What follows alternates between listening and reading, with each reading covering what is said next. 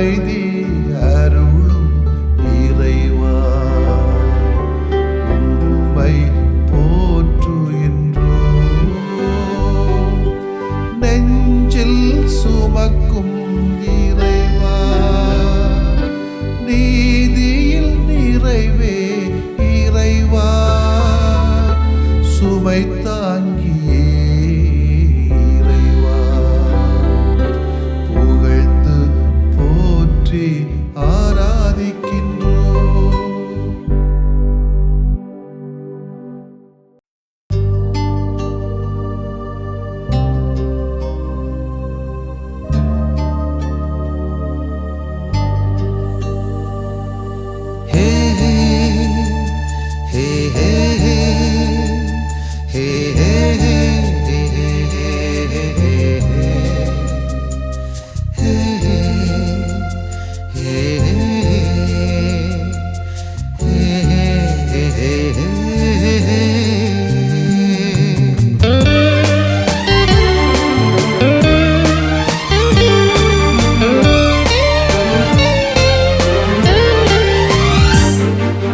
உயிராலே நான் உன்னை வாழ்த்துகின்றேன், உன் உறவாலே நான் மண்ணில் வாழுகின்றேன்.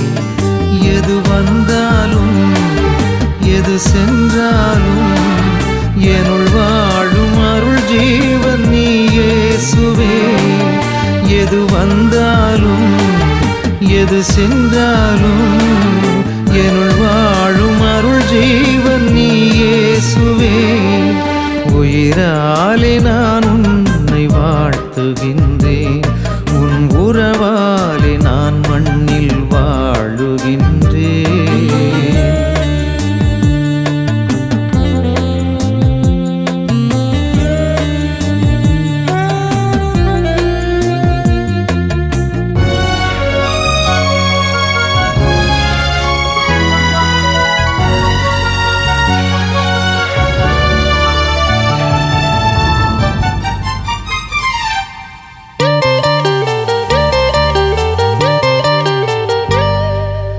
உயிர் தேடும் உறவின் ஊற்றும் நீயே, உயிர் பிரிந்தால் என ஏற்கும் தெய்வம் நீயே.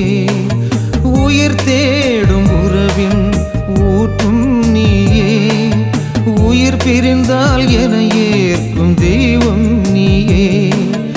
உன் தியாக வாழ்வின் பொருள் புரிந்ததால் உன் விருந்தினில் கலந்தே நீயாகினேன். உன் தியாக வாழ்வின் பொருள் புரிந்ததால் உன் விருந்தினில் கலந்தே நீயாகினேன். எது வந்தாலும் எது சென்றாலும் என்னுள் வாழும் அருள் ஜீவன் நீ இயேசுவே. உயிராலே நான் உன்னை வாழ்த்துகின்றேன், உன் உறவாலே நான் மண்ணில் வாழுகின்றேன்.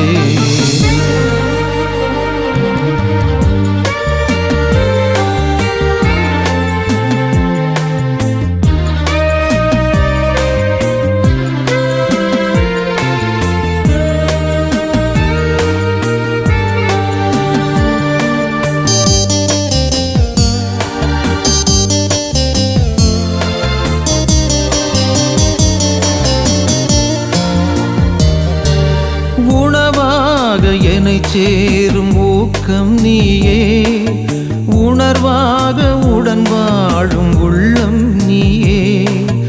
உணவாக என்னை சேரும் ஊக்கம் நீயே, உணர்வாக உடன் வாழும் உள்ளம் நீயே.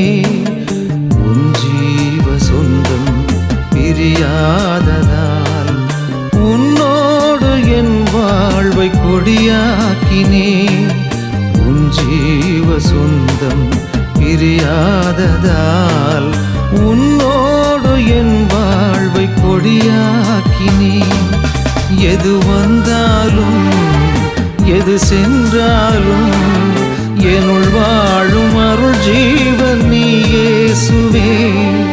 உயிராலே நான் உன்னை வாழ்த்துகின்றேன், உன் உறவாலே கிருபையினாலே நான் மண்ணில் வாழுகின்றேன்.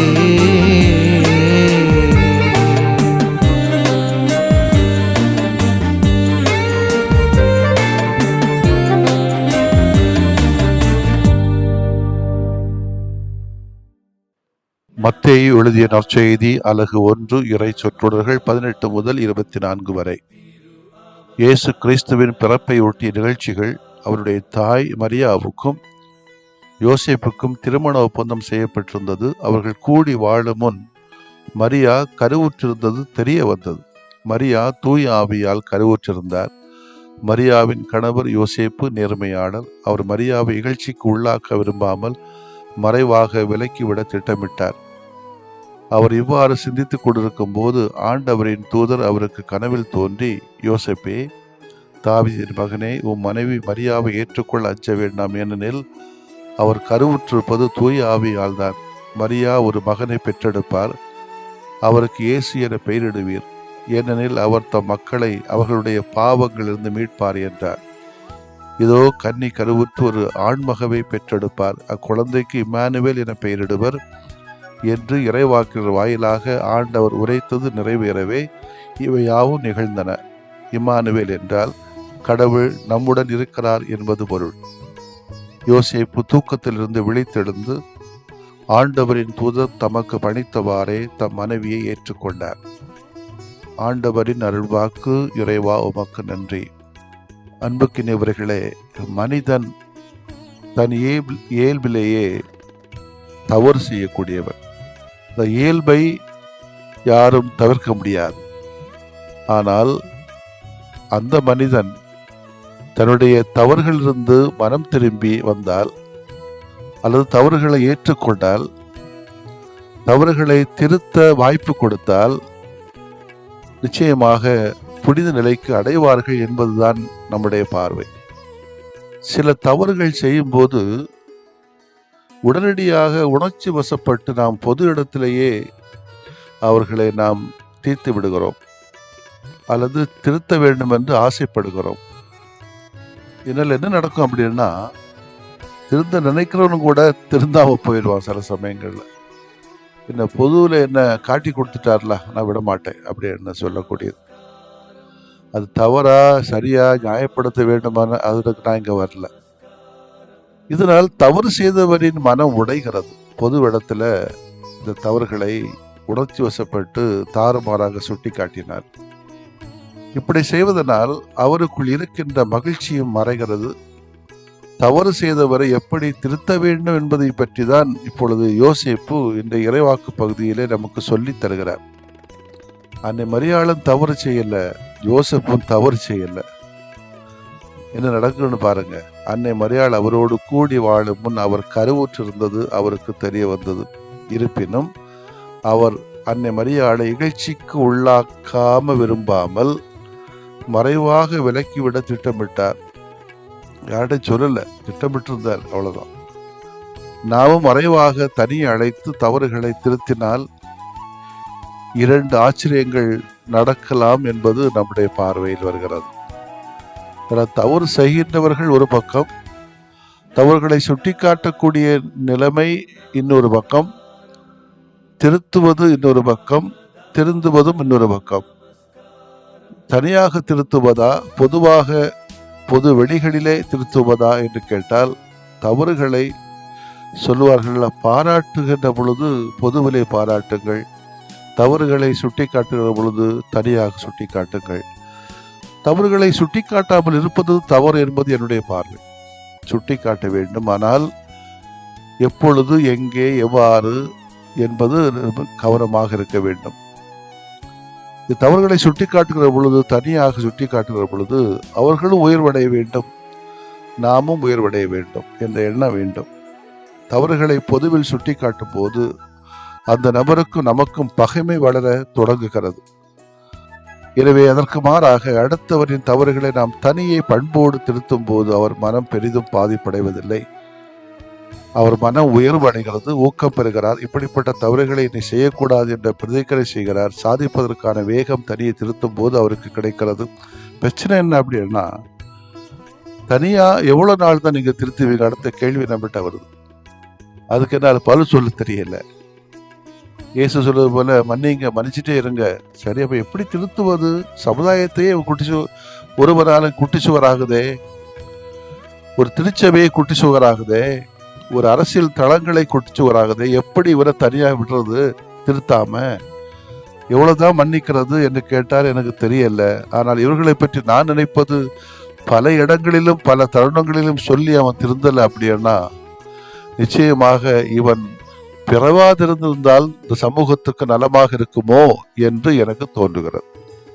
நாம் பொது இடத்திலே யாரையும் கண்டிக்காமல் தனியே அழைத்து திருத்தும் போது அது நமக்கும் பெருமையை பெற்றுத் தருகிறது.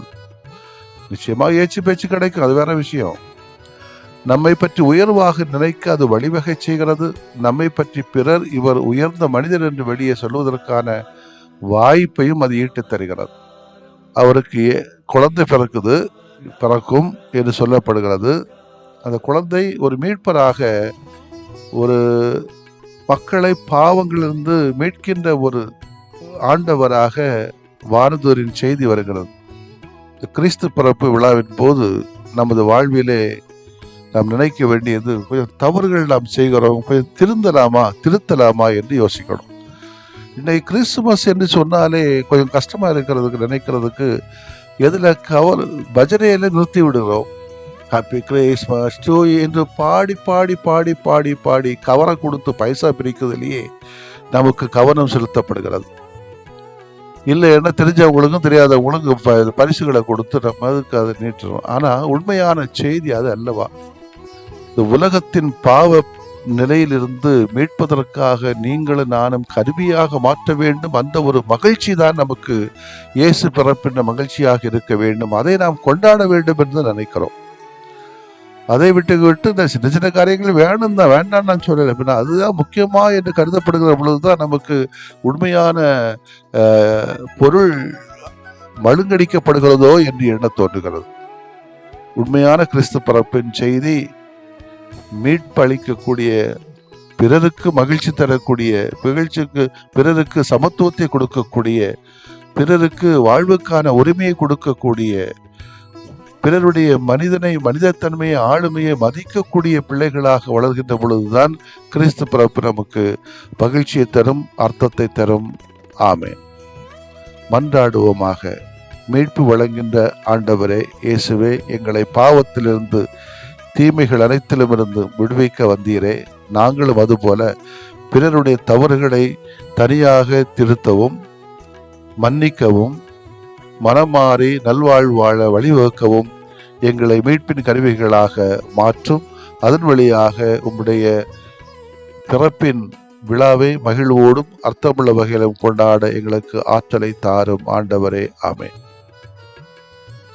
உமது நம்பிக்கை பெரிது, நீர் விரும்பியவாறே உமக்கு நிகழட்டும்.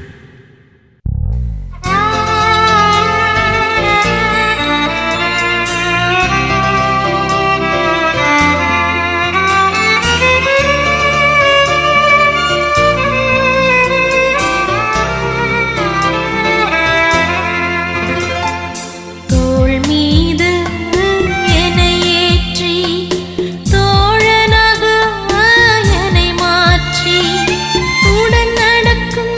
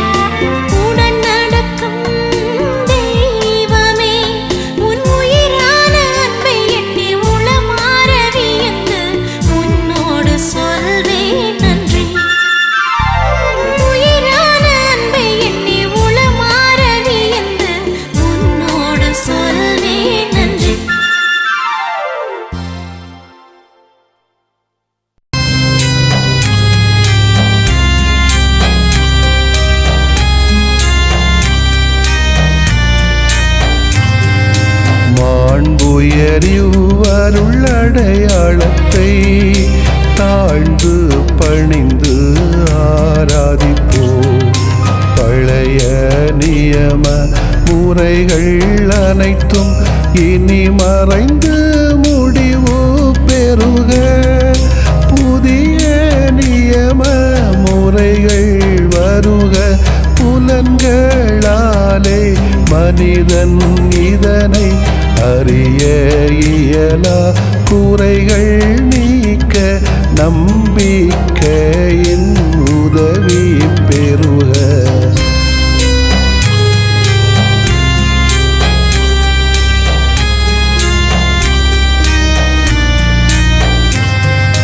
தந்தை அவர்க்கும் மகன் அவர்க்கும் புகழ்ச்சியோடு வெற்றியாக்கும்.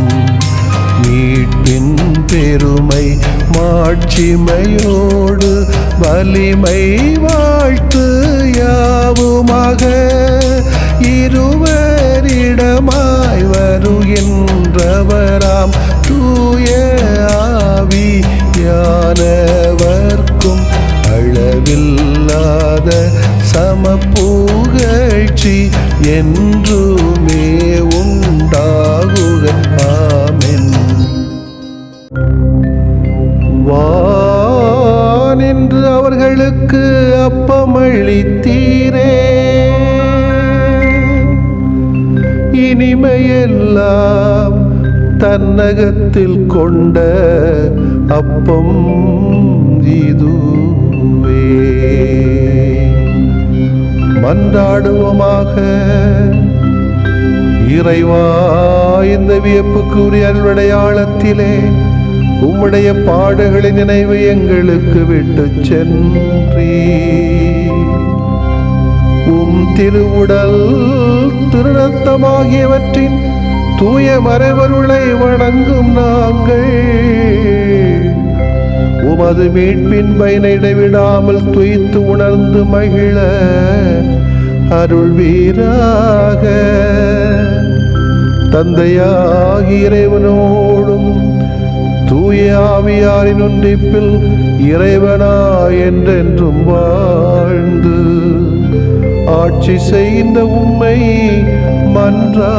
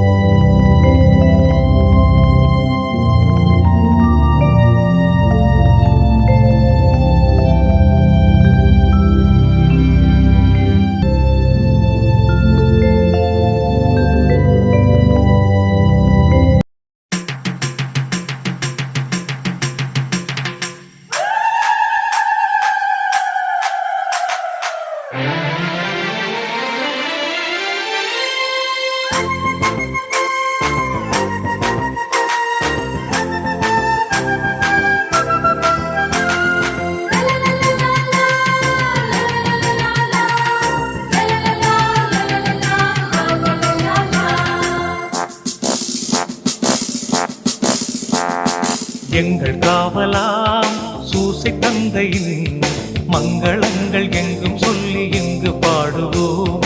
எங்கள் காவலாம் சூசை தந்தையின் மங்களங்கள் எங்கும் சொல்லி இங்கு பாடுவோம். செங்கையதிலே தங்க புஷ்பம் தங்கு போல ஏந்திடும்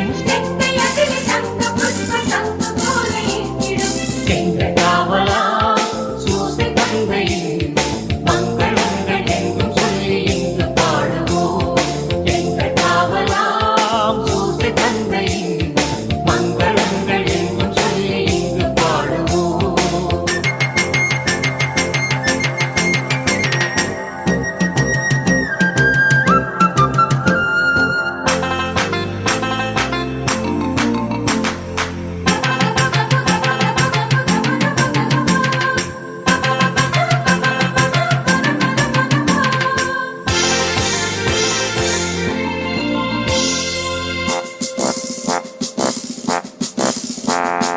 கண்ணத்தாயின் பத்தானியல்லோ உன்னதமர் பெருமாட்சி உற்ற பாக்கியனே. கண்ணத்தாயின் பத்தானியல்லோ உன்னதமர் பெருமாட்சி உற்ற பாக்கியனே. சென்னி மகுட முடி புனைந்த மன்னர் கோத்திர மாதவா, சென்னி மகுட முடி புனைந்த மன்னர் கோத்திர மாதவா, எங்கள் காவலா சூசை தந்தையின் மங்களங்கள் எங்கும் சொல்லி இங்கு பாடுவோம். எங்கள் காவலாம் சூசை தந்தையின் மங்களங்கள் எங்கும் சொல்லி இங்கு பாடுவோம்.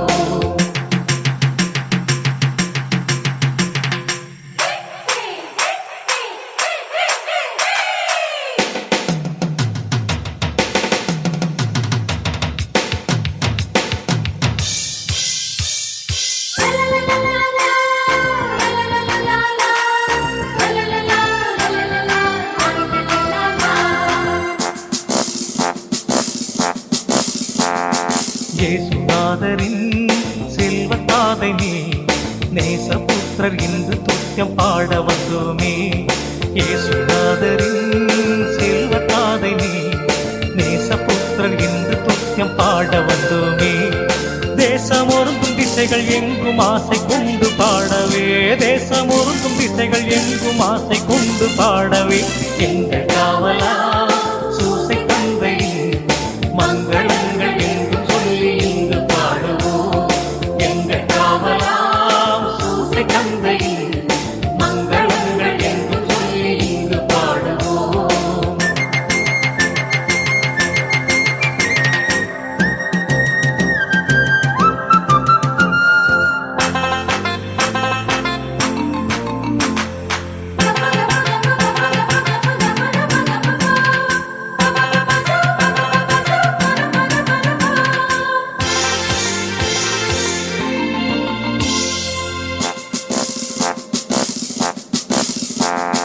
தந்தை என்றுனை வந்து பாடினோ, உந்தன் மைந்தர் சொந்தம் என்று இன்று காத்திடாய்.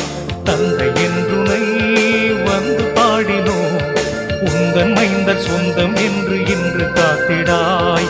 அந்தி காலை வந்த வேளை வந்து உதவி தந்திடாய், அந்தி காலை வந்த வேளை வந்து உதவி தந்திடாய்.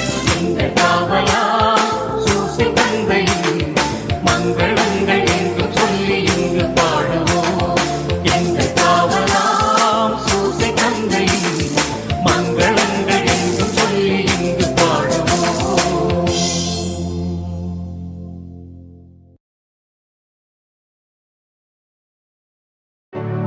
நிலையான புகழுக்குரிய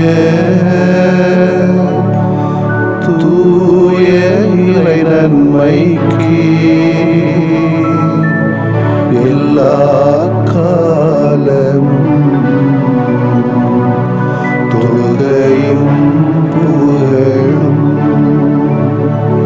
போற்றியும் ஆட்சிமையும் உண்டாக கடவது. போற்றியும் ஆட்சிமையும் உண்டாக கடவது. தந்தை, மகன், தூய ஆவியாரின் பெயராலே ஆமென்.